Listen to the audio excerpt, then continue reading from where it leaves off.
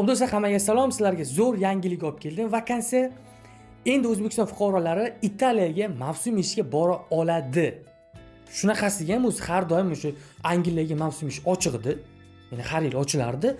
Keyin Amerika ochiladi endi yaqinda, endi esa Italiya.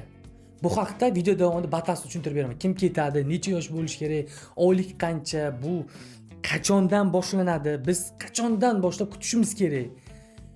Anketa to'ldirish ochilishini qachondan boshlanishini bilsak, o'shandagina o'sha vakansiyaga anketa to'ldirib olamiz.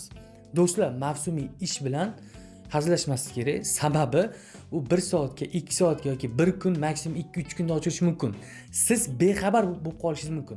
O'shaning uchun ham agar ochilsa yana bir video qilaman, qanday ochilishni o'rgataman. Har doimgi videolarimga o'xshab. Videoni yo'qotib qo'ymaslik uchun, men yo'qotib qo'ymaslik uchun albatta bir dona like bosing, boshqa vakansiyalar sizga chiqib keladi. Obuna bo'lib qo'ysangiz, sizga xabar boradi. Teacher Rasul qaysi vakansiyaga topshirishni o'rgatdi deb. Birinchilardan bo'lib anketa to'ldirasiz. Chunki Angliyaga mavsum ish ochilganda yopilib bo'lgandan keyin ko'pchilik hozirgacha, bugungacha odamlar yozadi, Angliya mavsum ish qachon ochiladi? Migratsiya e'lon qiladi.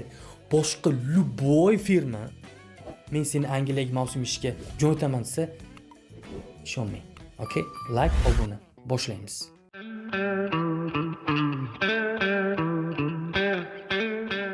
Do'stlar, Migratsiya agentligi rahbari Bekzod Musayev va Italiya qishloq xo'jaligi vaziri ishtirokida uchrashuv bo'lib o'tdi.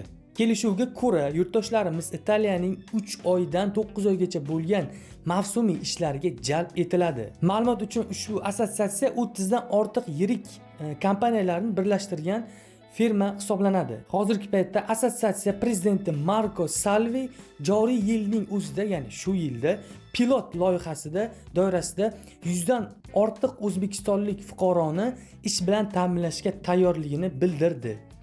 Hammaga rahmat. Sog' bo'linglar. CV kalkulyator kerak bo'lsa, Telegramda hechkam kommentariyada, yopiq vakansiya kanaliga qo'shilmoqchi bo'lsangiz, Telegramda hechkam kommentariyada, hujjat tekshirtirmoqchi bo'lsangiz, Telegramda hechkam kommentariyada bor.